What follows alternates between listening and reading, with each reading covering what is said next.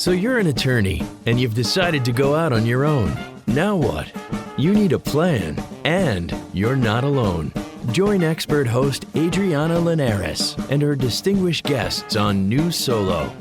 Tune into the lively conversation as they share insights and information about how to successfully run your law firm. Here on Legal Talk Network.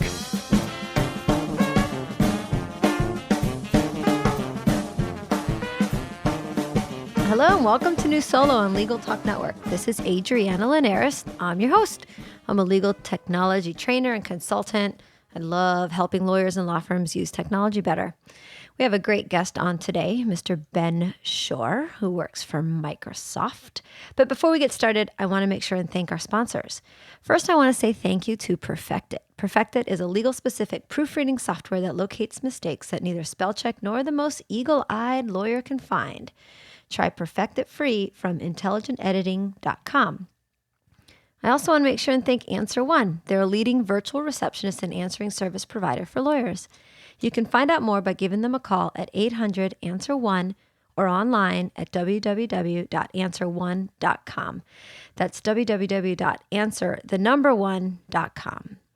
Of course, I want to make sure and thank Clio. They're the world's leading cloud-based legal practice management software. Thousands of lawyers and legal professionals trust Clio to help grow and simplify their practices. Learn more about them at Clio.com, and that's CLIO.com. Unbundled Attorney is a premium lead generation service that delivers exclusive leads directly into your inbox in real time. Looking to get more leads and grow your practice? Visit unbundledattorney.com today and make sure I say thanks to them. I certainly appreciate all of the support from those four great sponsors. Please make sure you check out their websites and learn more. Now that we've gotten that out of the way, we can introduce Ben Schorr. Hey, Ben. Hey, Adriana. Do you think your wife will be offended that I call you Benny Boo Boo? Don't know if she's ever heard you call me that before. Well, I don't imagine she's going to be listening to our podcast. So maybe over dinner casually, you can tell her that that's my nickname for you. And it means nothing other than we're good pals. I'll see if I can work it in. And we are good pals because we've known each other for a really long time. Do you remember where we first met or when we first became pals? Not specifically. It was through Me Tech either. Show. Yeah, it was definitely through Tech Show. At the time, you were a technology consultant with your company, and you've had a lot of life changes and relocation, and you've got a cool new job. Do you want to tell everybody about where you came from and how you got where you are today? Sure. Well, I've been in legal tech since I think you were in kindergarten.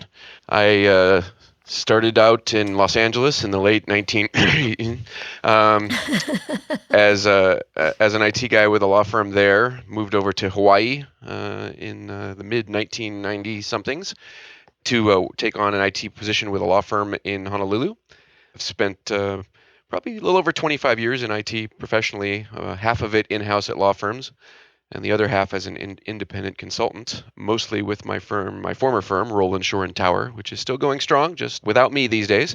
And about a year ago, almost exactly a year ago, the nice folks here at Microsoft, who I had worked with for many years, said, we've been working with you for a really long time. Why don't you come work for us? And I said, yeah, okay, sure. So here I am now coming to you from Building 35 on the Redmond campus in beautiful Redmond, Washington, and I'm a senior content developer here, which means that it's my job to help people be more productive with Microsoft Office. And that's why we have you here today.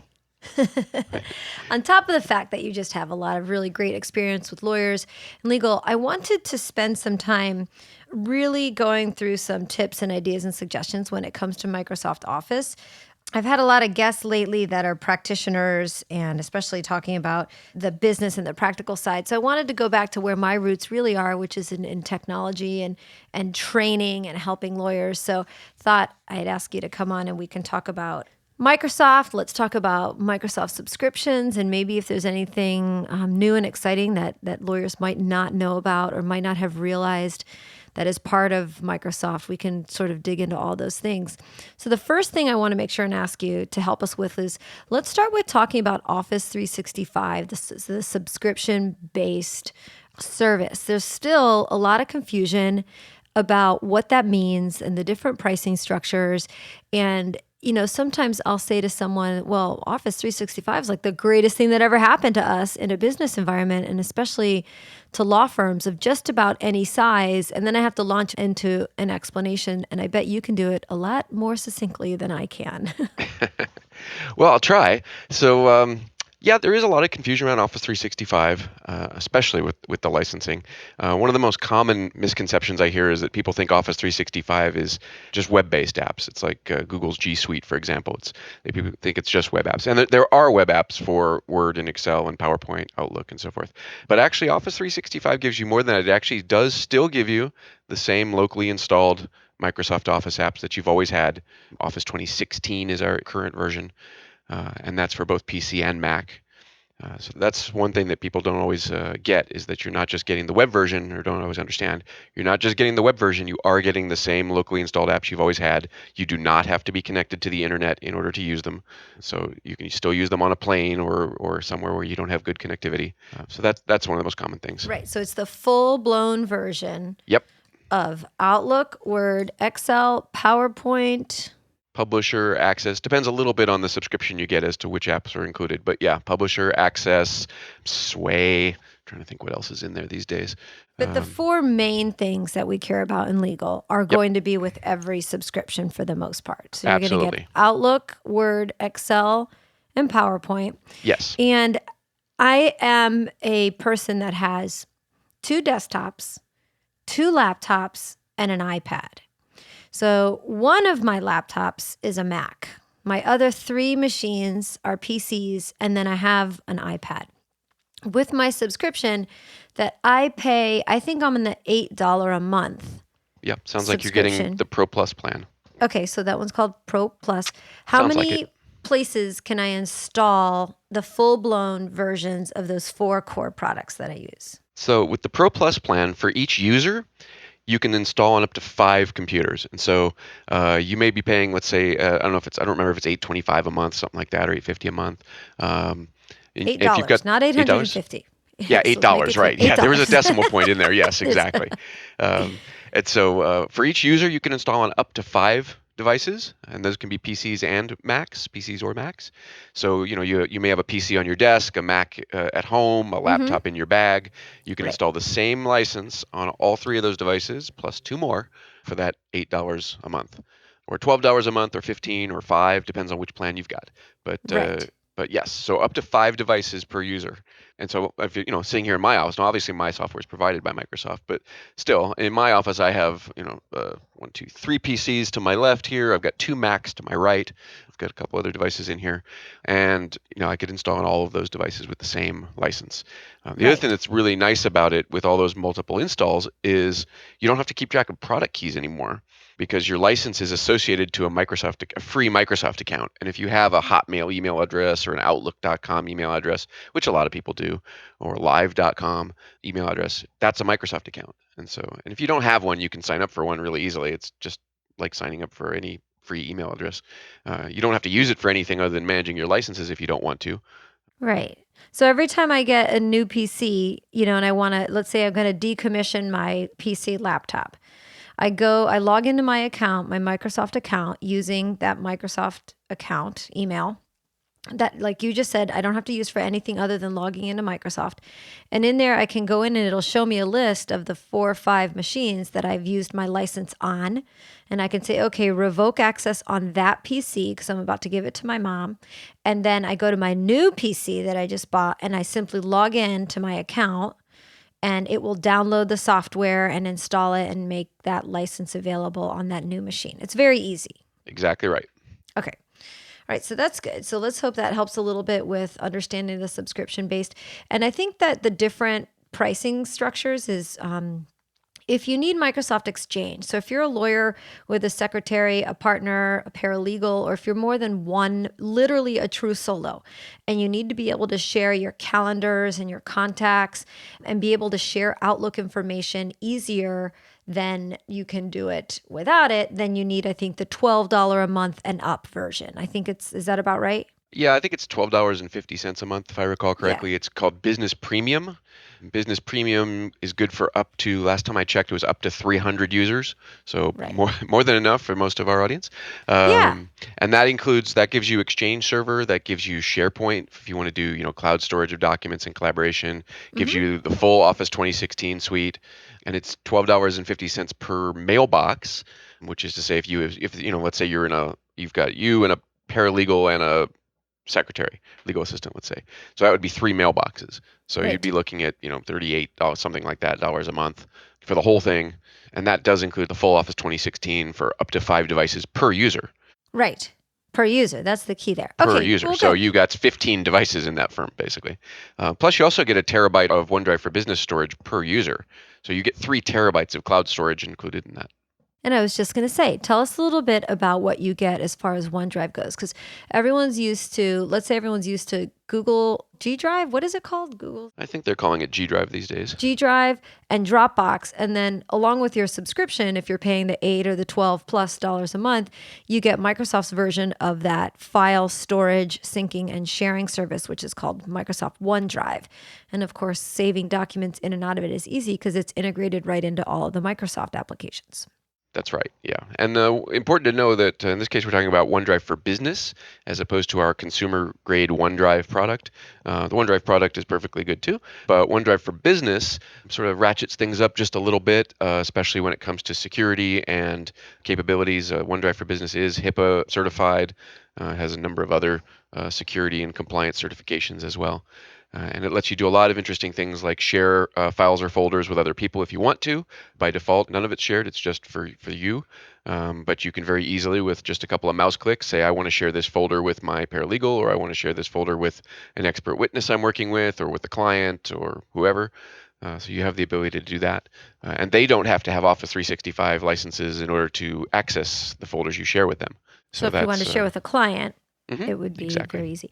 And then tell us a little Exactly. bit about security. And everyone always wonders, well, it's cloud-based, it's Microsoft, are my documents encrypted? Is it secure? Everyone's freaking out about the cloud. So tell us a little bit about that.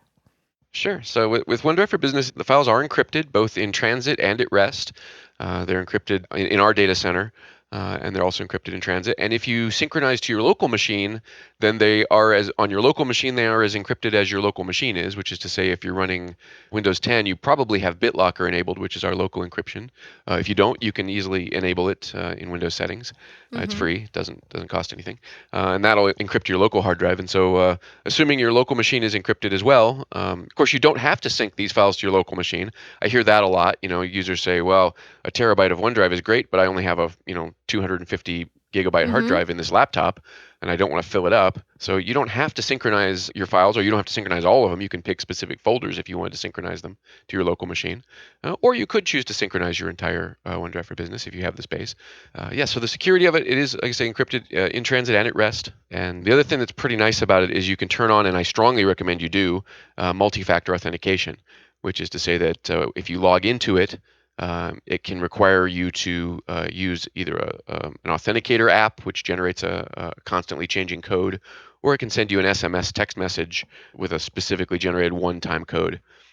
And you can also set it up so that on machines you use all the time, like for example, my desktop at the office, I have it set up so that it doesn't ask me for codes all the time because it's got pretty high corporate security. So I don't have to do the second factor on the desktop at the office, but on my laptop, because that one travels with me, and who knows, maybe somebody tries to steal it at an Mm-hmm. airport or Yeah. something. If I try to log in from my laptop, it will ask me for the second factor. So you do have that extra security you can turn on, which I strongly recommend. I do too. And I know that two-factor authentication can be like a real pain for us, but I do it with every possible service, tool, or solution that I have Absolutely. that has it. And I'm always happy that I do. I want to back up on just one quick thing to explain to our users because I mention BitLocker all the time too. And this is a good security tip for you, whether you are a PC or a Mac user. And we'll real quick talk about the difference between the two. So when you log onto your laptop and you're using just your password to log on, you're not necessarily encrypting the contents of the hard drive at that point. So when Ben said you can use BitLocker, which is our built-in encryption service, what Microsoft did a few years ago is they started including in the operating system a service called BitLocker. So if you go and search on your PC the word BitLocker, not Bitcoin, but it's called BitLocker, it'll take you into settings. You should see it in there, and it allows you to basically flip a switch that encrypts the hard drive. If you're a Mac user, you're going to look for a service called File Vault. So on Macs, it's called File Vault. It's also in Preferences, Security. It's very easy. You flip a little switch that encrypts the hard drive of those devices. And what that does is if you do lose your laptop in an airport and someone who's savvy enough to take out the hard drive can look at all the files on the hard drive, because when you remove a hard drive from a laptop or a PC, it's basically like a USB stick. If that hard drive hasn't been protected, it can be plugged into any other computer, like a USB stick, and the files can be seen and viewed. So, Ben, question for you, sort of explaining that BitLocker for PCs and File Vault for a Mac. It used to be that BitLocker didn't come with every offering of Microsoft, like it was a home version because there was some sort of hardware requirement. Is BitLocker now coming with all versions of Microsoft, or do we have to tell our listeners to make sure they, do some hocus pocus to their machines or get a certain version? I believe it is now on all versions. Okay, good. Although I'm not on the Windows team, so it's possible I'm mistaken about that, but I'm pretty sure that it's on all versions now. But realistically, I strongly would encourage the audience for business use to have the Pro version anyway. Right. But if you do happen to have a home version, I think it's on there now. Okay, so the tip is look for BitLocker on your PC. If you don't see it on there, that means that you either have an older, not necessarily outdated, but maybe an older version of Windows, and you might want to just, get with your local IT person and try to get that fixed. And that's really important whether it's a device that you carry with you or you don't. I've had law firms that have been broken into their actual offices and their entire PCs were stolen and they weren't encrypted.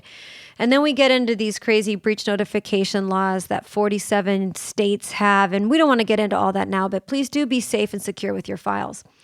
Listen, Ben, quick thing. Before we move on to our next segment, I've got to take a quick break to hear a message from a couple of our sponsors. We'll be right back. Are you a family law, immigration, or estate planning attorney looking to attract new leads and retain more clients?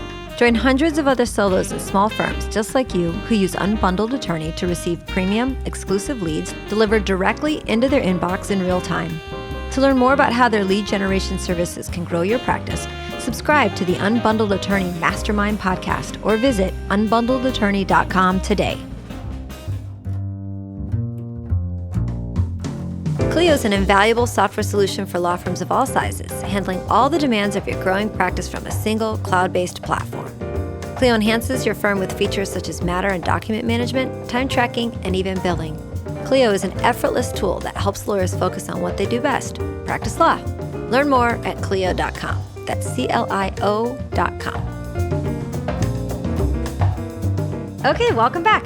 So before we took a break, we were chatting with Ben about Microsoft Office subscriptions and options there, as well as encouraging everyone to make sure you encrypt your hard drives on your desktops and your laptops and your PCs or Macs, whatever it is. So what I want to do next is spend a couple minutes talking with Ben and picking his brain about Microsoft Office 2016, which is the latest and newest version. And we're going to sort of break down some of the best tips for Outlook, Word, Excel, and maybe a little bit on PowerPoint, but I know Outlook and Word are most used. I swear I have not had a drink yet. Our most used products. Ben, Office 2016 is the latest version. Is 2018 looking us down in the eye? Hold on. I think I have something I'm supposed to read here. We have nothing to announce around that at this time. Okay, great. So that's fine. But it is important to know, especially for Office 365 subscribers, that, the days of every 3 years you get a new big box down at, you go down to your computer store and buy a box of Microsoft Office. I mean, those days are kind of long behind us now. And we actually we ship new features on all the apps in Office for every platform every month. pretty much every Right. month. So So PC, updates are Mac, coming all the time. iOS, yeah, exactly. So the Office 2016 that you got 6 months ago is not the same as the Office 2016 you have today, if you're an Office 365 subscriber, because you're getting not just security updates, but you're getting new features. We ship new features constantly. Right. And I love that. That's one of the reasons I encourage people to get the subscription is because you're constantly getting updates. They're automatic. Sometimes you have to click to install them, and sometimes it just says, hey, we added some new features, and here they are. And it's not important just because they're adding new features, but those security updates are obviously incredibly important. Very much so. So let's start by talking a little bit about Outlook. So I love Outlook. I live and die by Outlook. It is, for me, my number one information manager. Me too. And I think, some tips and suggestions for people, things that they might not realize Outlook can do, maybe some email management tips would be great. Tell me a little bit about the difference maybe between Outlook for the Mac and Outlook for the PC. Like there are certain things I can't do on my Mac in Outlook. Yep. And that can be a little bit frustrating when you do want to work in both. So let's just talk about some tips that are going to be the same whether you're on a PC or a Mac in Outlook.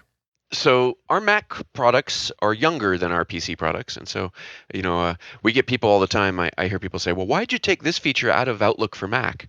Well, probably we didn't take the feature out. It probably never had that feature yet to begin with, but it's hopefully coming. In many cases, our Mac team is, and the other thing to understand is that the products on Mac and PC are developed by related teams, of course, but not always by the exact same developers, and so in many cases, the feature parity isn't quite there yet. So there are a lot of features that are in both, of course, and the Mac clients, just like everything else, are getting better every month. Probably one of my favorite features that I use, because I get a ton of email, like most of us do, is Ignore Conversation. Ooh, that's a good one. People love that one. Tell us about that one. I get included on a lot of lists. I get included on a lot of, luckily at Microsoft, we're pretty good about the reply all storms. But every now and then you get pulled into some thread that you really don't care about. And so it's nice to be able to use Ignore Conversations on the ribbon. You'll see it it probably says Ignore, I believe, it does on the Windows ribbon. I think on the Mac it does as well. But you could also use, I believe it's Control Delete if you want to use it off the keyboard. And what that'll do is that will not only delete all of the messages you've received in that conversation so far, but it also will add that conversation to sort of a blacklist of sorts for the next 30 days so that any future emails you get in that conversation will just automatically get deleted, so that you don't have to get your inbox cluttered up with, people discussing something that you don't care about and that you can't seem to get off the list. Right. So the example I always use for that is I'm down here in Florida, and generally when there's a Florida State game or a rivalry of some sort in an office, somebody always starts an email about the Florida State game. And I went to Stetson. We didn't have a football team. I don't care about the football teams. So I want to be able to just annihilate those messages because I know they are never going to become important messages about business or a client because the entire law firm is involved. So the ignore button allows me to flag that message to just go straight into my deleted. I always get an attorney that says to me, well, what if I delete or ignore something I didn't mean to? My answer to that is you were going to ignore that email long before Microsoft gave you that button, so might as well just take advantage of it. That's true. You can actually unignore a conversation if you want. You just have to go to your deleted items folder and find one of the messages from the conversation, and then you can unignore it if you realize later that you needed to. Right. Like if somebody stops you in the hall and says, hey, you didn't say anything about such and such in that message. And you go, what message? And then they say, well, it was in the FSU thread. And you go, oh my God. Related to that is, go ahead. No, I was going to say, what I usually do is I usually put my hand on my chin and say, yes, I'm still thinking about that. Makes me seem wise. So wise. Tell us a little bit about sort of the cousin to that feature, which is the cleanup. Oh, sure. So we obviously see a lot of people whose inboxes or subfolders have gotten completely out of control.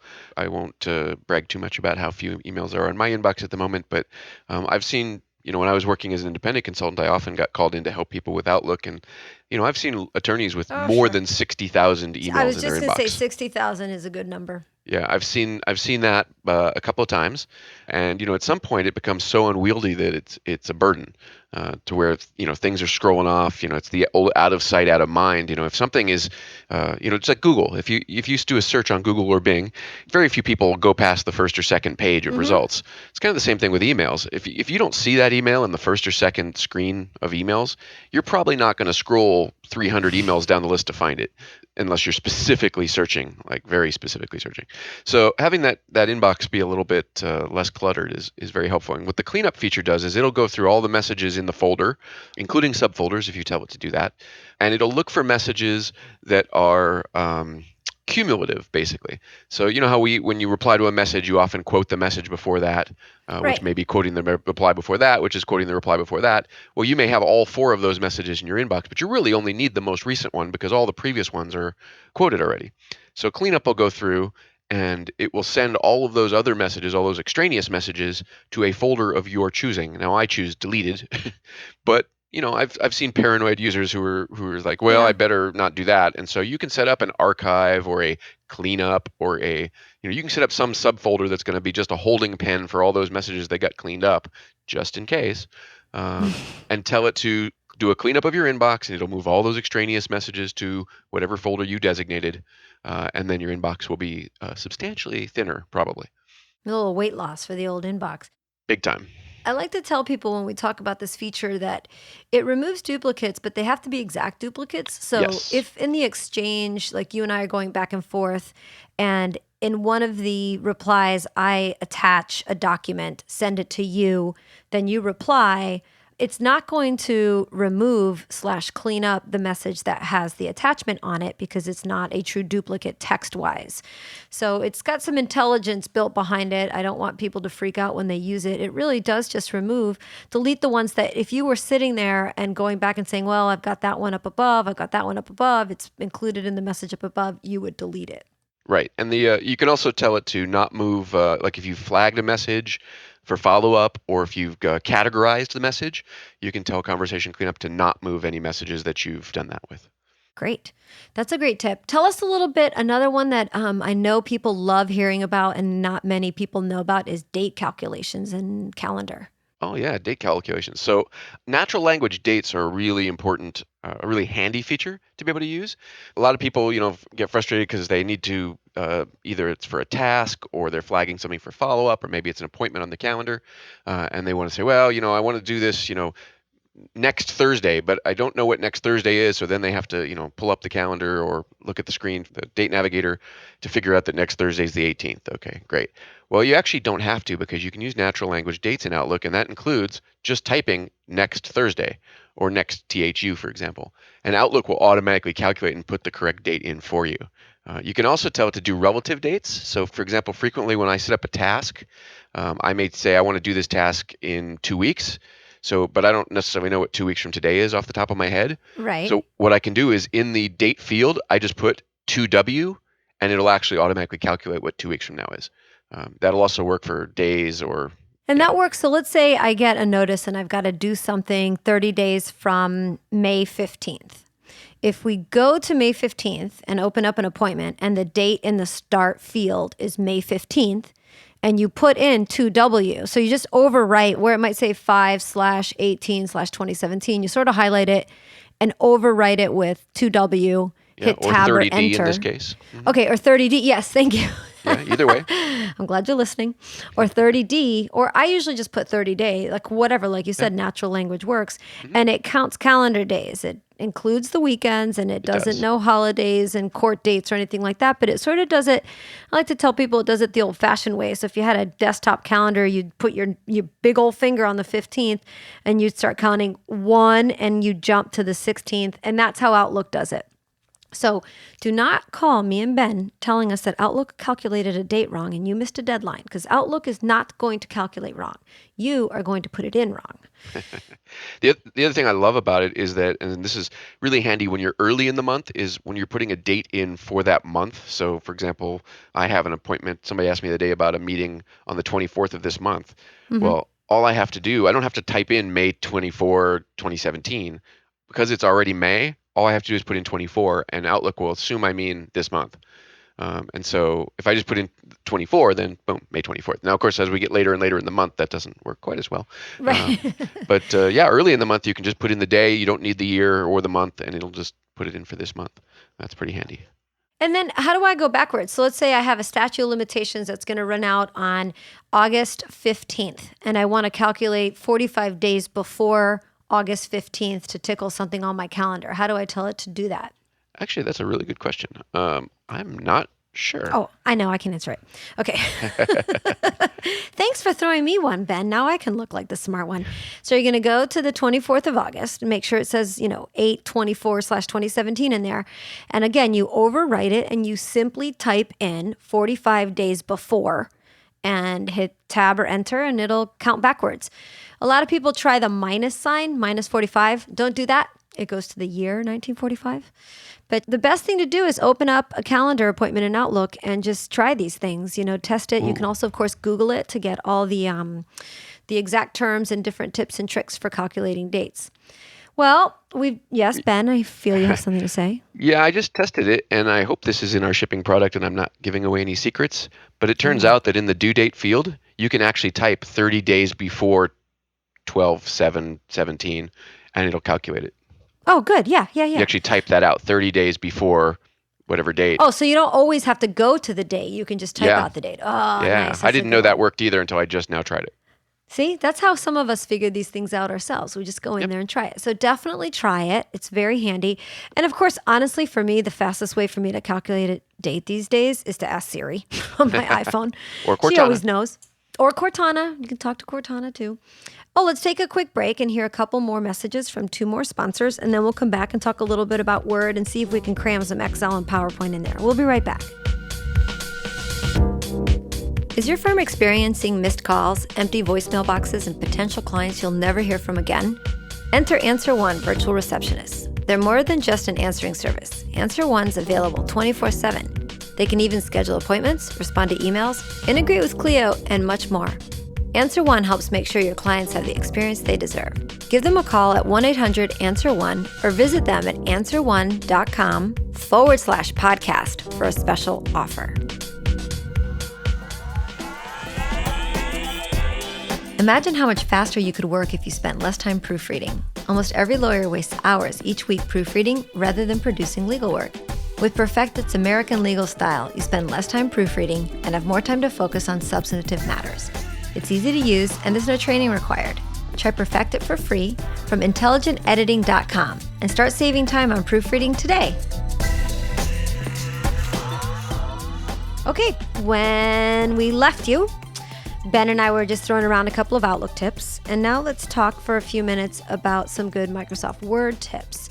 Ben, I wanted to ask you, I've noticed something really cool with Word where it's not just correcting my grammar anymore as far as literal incorrect grammar usage, it's also making suggestions on making my writing better. Yep. And I'm sure other people have noticed that feature. Do you want to tell us a little bit about that?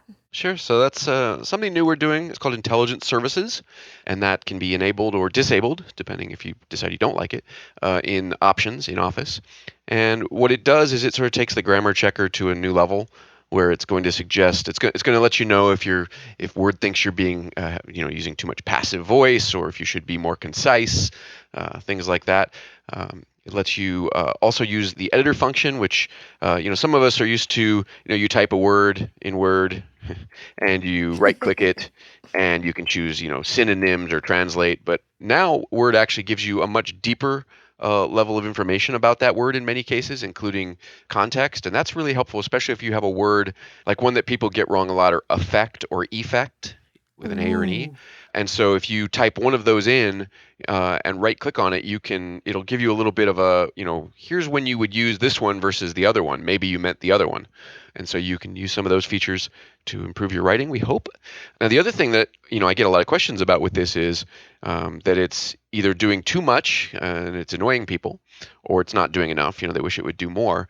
And so I wanted to point out that if you go into File, Options, Proofing file options proofing, you can configure all of the autocorrecting grammar options. And you can turn things on or off. You can tell it, don't correct me on this, or please, do show me frequently confused words. Don't show me frequently confused words, things like that. So file options proofing is a place that you should probably go to play with those settings if you want to tweak them a little bit to make them better for you specifically. And in there, one of the other tips that I always give is under file options proofing, you'll notice that by default, Word does not spell check things in all caps. Right. So you want to uncheck the box that says do not spell check all caps. So for those of you who have called the help desk saying, my spell check is broken, it didn't find the 4 E's in agreement. Instead of the 3, it's because that's checked. And in legal, we do use a lot of caps. So you want to go and remove that.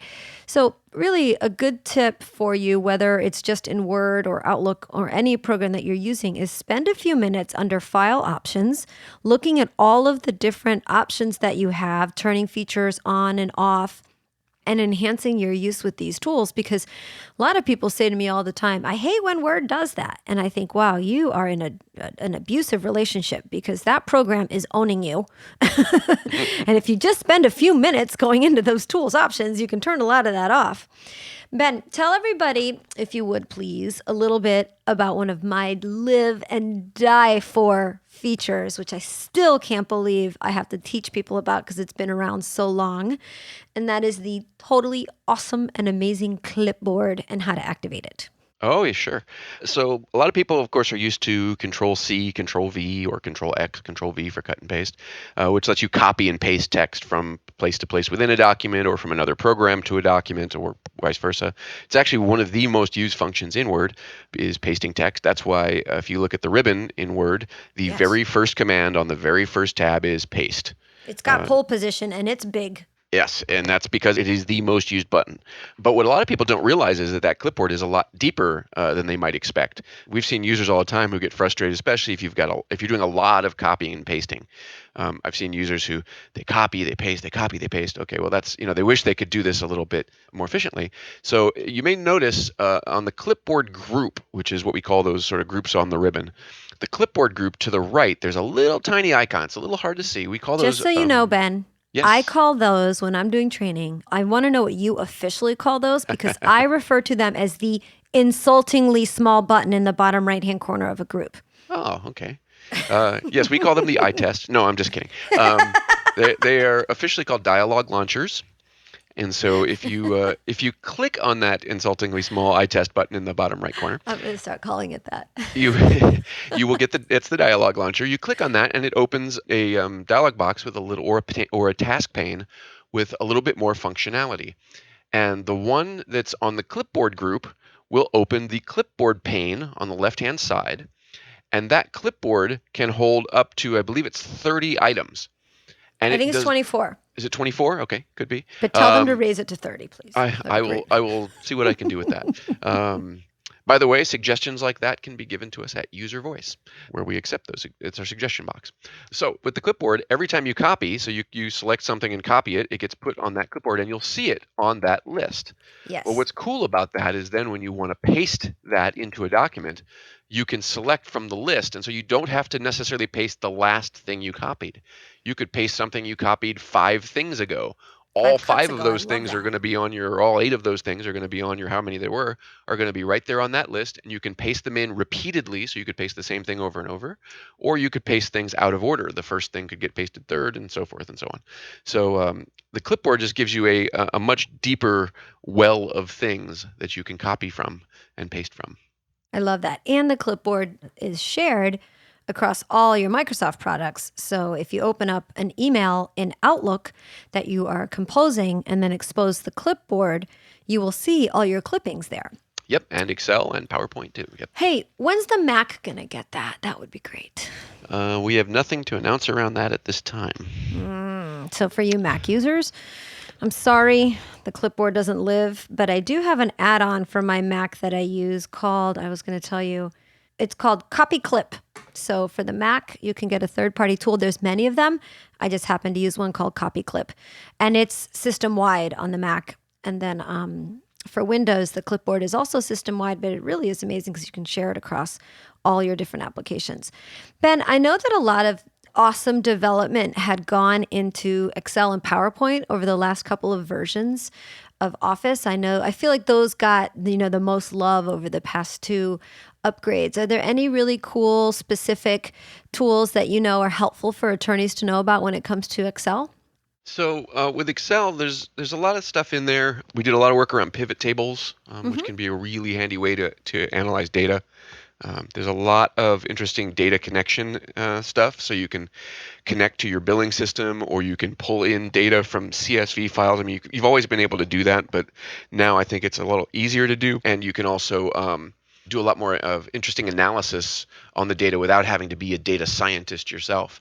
And so you can see trends, and you can see things are moving in the numbers. And so I really encourage people to, especially if you have a practice where you work with numbers a lot, and believe it or not, most of you do, to get comfortable with Excel.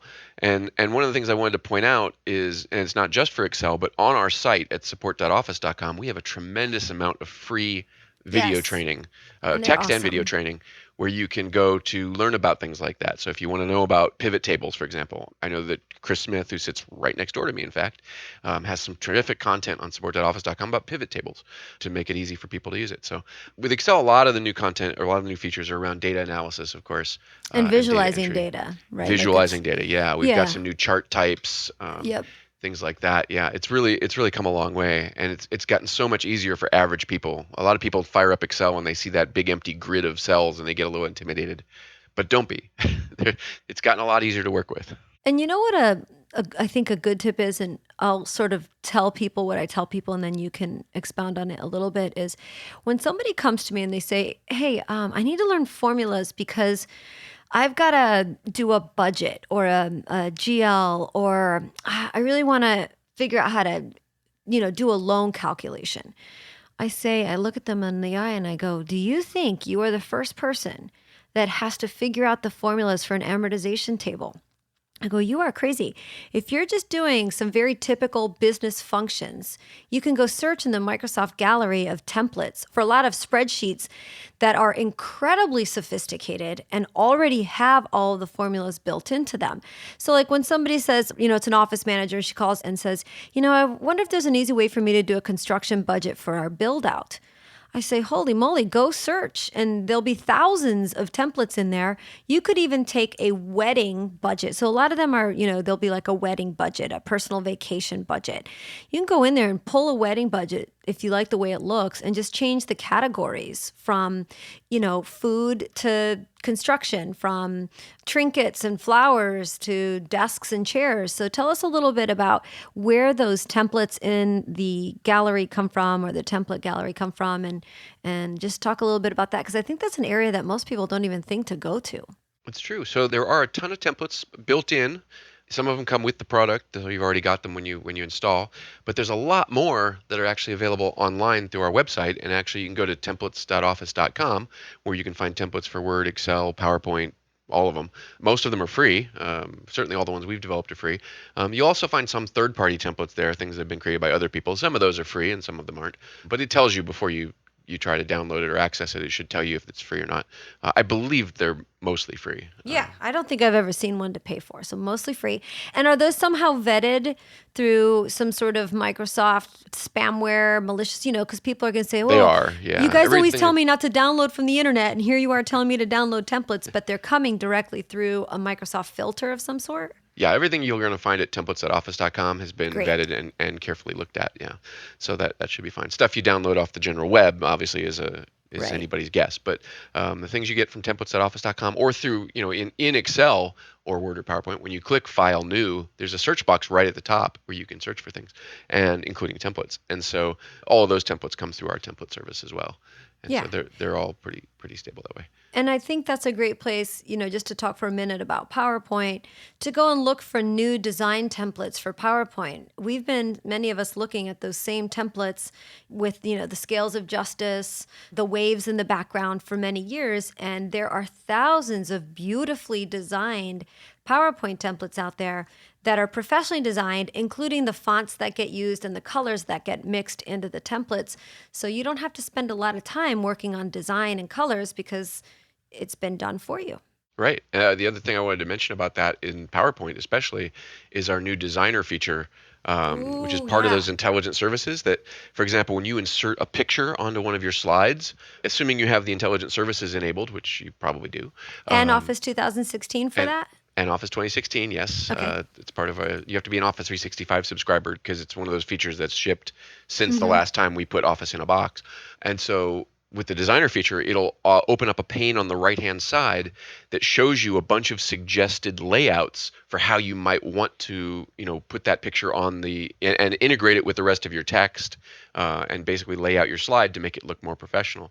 And you can just pick one of those layouts. You don't have to, of course, you can ignore those suggestions and just use your own thing. But if you like any of the suggested layouts that it offers you there, you just pick it and it automatically lays it out that way for you, which is a really nice way to make your deck look very professional, but also to make it look a little bit more distinctive so that you're not necessarily trapped just in the template that you're using. So you've got, Mm-hmm. whatever design template you've chosen, and then you insert a picture. You can make that particular slide stand out a little more, which is nice. That's great. So the last thing I'll ask you, Ben, is something that I get asked all the time when people say, where can I learn more about these products? Where can I get Microsoft training? Aside from calling me, to get some training, where do you suggest people go to watch those videos? I think you mentioned it earlier, but let's close up with Yeah. reminding people of some good resources for learning more about Microsoft products. So yeah, we have a lot of content available at support.office.com, both video content and articles, other things like that. Even within the products, I would encourage you, there's a new thing at the top that says, tell me what you want to do. That's our tell me box. Is that If the you're, old Clippy? it's not, Come on, it's like Clippy reborn again, born again, born again. Not exactly. Clippy was a little more proactive. This is sort of the evolution of the old help pane, which Oh, okay. wasn't super helpful always. But we've really spent a lot of time and effort getting this tool a little bit better, because what it'll do is, a lot of people think when they type that in, all Oh, they're here going it to do is. is get a link to an article. But they won't always. So, for example, if you say, if you go into Word and say, if you type like insert a watermark, for example, I'm um, going to do compare documents and see what it tells me. yeah, Compare documents, compare two versions. Oh, look at that. Okay, yeah. go ahead. So Yeah, it's very good. instead, Legal black line. Ooh. Yeah. So instead of just giving you a help article on how to do it, it'll actually show you in the product how to do it. In some cases, depends on what you ask it, of course.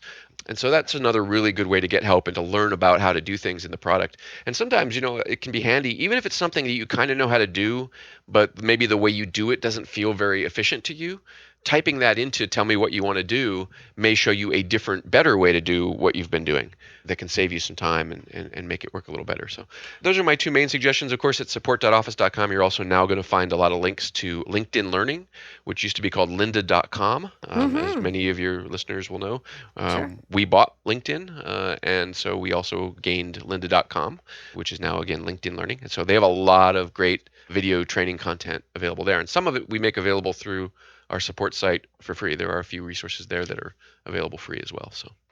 Well, that's awesome. Ben, thank you so much for your time today. Before I let you go, do you want to tell everyone where they can find, friend, or follow you on the internet? I know you have so much knowledge and information to share. People might want to keep an eye on maybe your tweets or anywhere else you might publish information. Sure. On the interwebs, on the tweeters, I'm at B Schorr, BSCHORR.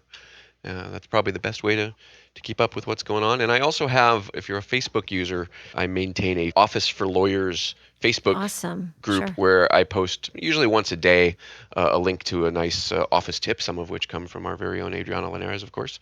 So, yeah, if you're a Facebook user, you might check out that Facebook group, which is open to all. All right. Well, Ben, thank you so much again for taking time out of your busy, busy work schedule over there at Microsoft for talking with us and helping us. I really appreciate it. Always a pleasure. And for all you listeners who want to learn more, make sure you visit LegalTalkNetwork.com, and don't forget to follow us or subscribe on your favorite services. That brings us to the end of our show. I'm Adriana Linares. Thank you so much for listening. Make sure you join us next time for another great episode. And remember, you're not alone. You're new solo. Thanks for listening to New Solo with host Adriana Linares. Tune in again to learn more about how to successfully run your new practice solo here on Legal Talk Network. The views expressed by the participants of this program are their own and do not represent the views of, nor are they endorsed by, Legal Talk Network, its officers, directors, employees, agents, representatives, shareholders, and subsidiaries. None of the content should be considered legal advice. As always, consult a lawyer.